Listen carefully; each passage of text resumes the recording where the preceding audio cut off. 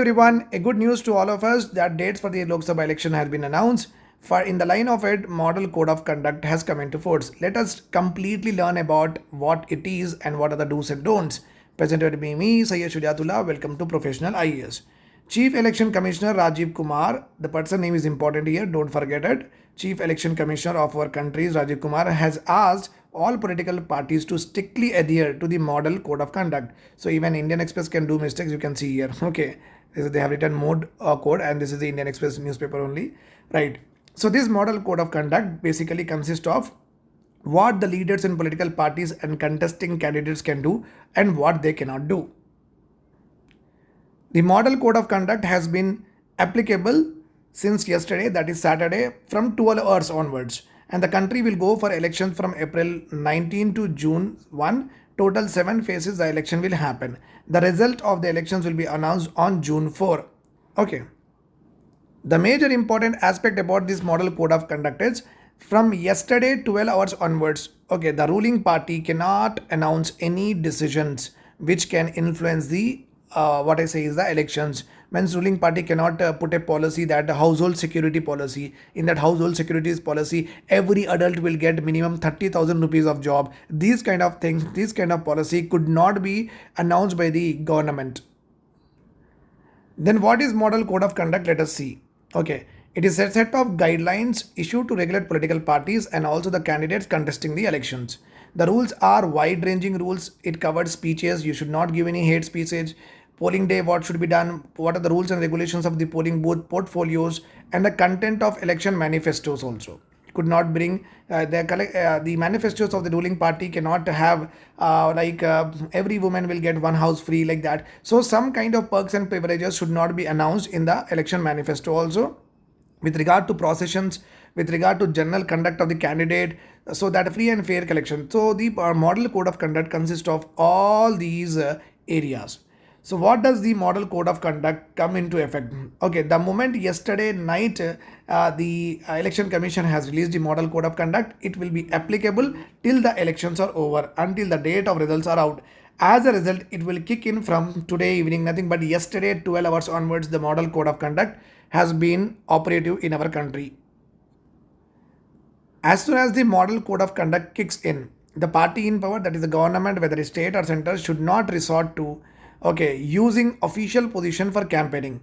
Official positions are nothing but a CM cannot go to a public rally in the what a CM convoy, etc. We cannot the Prime Minister Modi ji cannot use the government helicopter, etc. So no one can use the official position for the campaigning. Hence, no policy, project or scheme can be announced that can influence the voting behavior. The party must avoid advertising at the cost of public exchequer. So whether the ruling party in the state, like we are having Congress, and at the center BJP is there, it is very important that this government should not be using any penny of the public for their campaigning, for their advertisement, so and so forth. All that expenditure they can do with the help of what? They can do with the help of the party funds. So basically, when the candidates and the political parties can do publicity on achievements to improve chances of victory in the elections. So each of them can say that what we have done for the country, and in that way the complete processions and rallies or campaigning should happen, but not in the way which may influence the behavior of the citizen. Some important and broader features of model code of conduct, let us discuss that. First subheading here is official machinery. Can they use, the government can now use the official transport, official helicopter, official officials to go for campaigning of their political party. Okay, as I've already told you. Okay, the next place is with regard to the grounds. All the public places can be used for the campaigning of the political parties, and helipads which are given to the government, are also available to the opposition parties.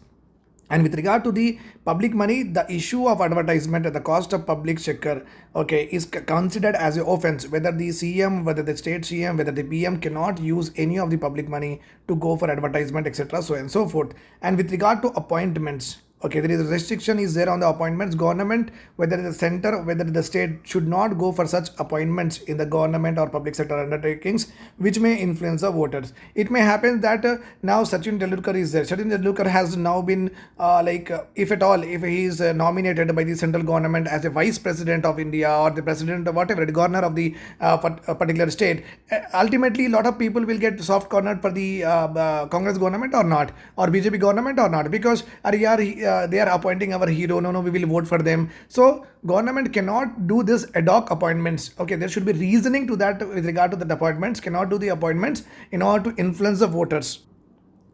So some more points here. Political parties or candidates can criticize each other on the basis of their work that they have done. No communal angle should be there to lure voters. Mosques, church, temples should not be used as a should not be used for election campaigns at all. So Modi ji from the Ram Mandir or inside the Ram Mandir cannot ask for the vote for the vote for BJP like that. So basically, no church, no mosque, okay, no temple should be used for campaigning purpose. Bribing or intimidating or impersonation of voter is also barred.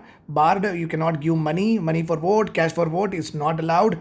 Holding public meetings during 48 hours period before the hour 48 hour fixed for the closing of the poll is also prohibited. Means every political party or the candidates before 48 hours of the election day should not hold any kind of processions, any kind of rallies, any kind of campaigning. Complete silence should be there for the political parties. Complete silence should be observed by the candidates also. This period of 48 hours just ahead of the election is called as what? Election silence. Very, very important term for the examination point of view. Okay, the basic idea is that a voter should be given what? Free environment, good mindset should be there. He will evaluate the portfolios of Congress, BJP, etc., so and so forth. He will see that he or she will see that which party they have to vote. They will discuss, etc., so that his mindset should be free for any kind of political campaign. That's why 48 hours of complete silence is given. Now the question here is the model code of conduct legally binding? Suppose a candidate or a political party violates the model code of conduct, then what are the punishments, etc., so and so forth. But here the model code of conduct has evolved as a part of ECI drive to ensure free and fair election. Nor it is mentioned in the constitution, nor it is created from a statutory act. So basically it is advisory in nature, and all the political parties and candidates since the time of independence properly follow this particular mandate of Election Commission of India without any objection. It has no statutory backing. Very, very important. Simply put, this means anybody breaching the MCC cannot be proceeded against under any clause of the code.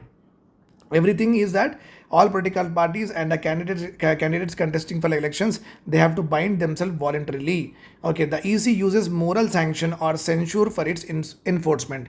Okay. Moral sanctions are nothing but morally one should not do this. This is a moral obligation on the part of the political parties and the candidates contesting for elections. They have to observe it. Now, what are the consequences if a person violates the model code of conduct? So basically, the model code of conduct, when it is violated, ECI will ask the party or the candidate or the person to apologize unconditional, to give unconditional apology, or rebutting the allegation. Means why you are considering that what you have said is right or wrong, etc., so and so forth.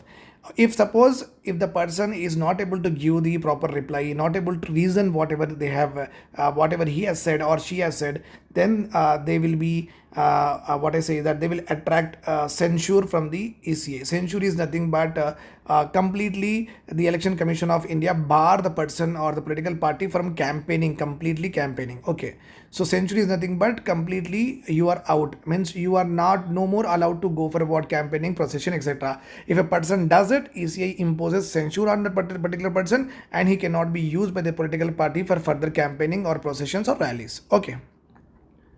So in 2014 Lok Sabha elections, Amit Shah and SP leader Azam Khan was barred from campaigning because they generally incite the communities or may issue a hateful sentence like that. So they were barred not to campaign for for their political party, because their political party, their campaigning may vitiate the poor atmosphere with their speeches. Okay. And all these powers, okay, ECI gets extraordinary powers. The ECI gets under Article 324 of the Constitution to impose the ban. Okay, ban on particular person is basically, see, the Election Commission of India in the Constitution, it is mentioned, it is a constitutional body. Article 324 deals with Election Commission of India, and it says that free and fair elections. So the sentence which is written in the Constitution is very broader and extensive and vague also. Free and fair.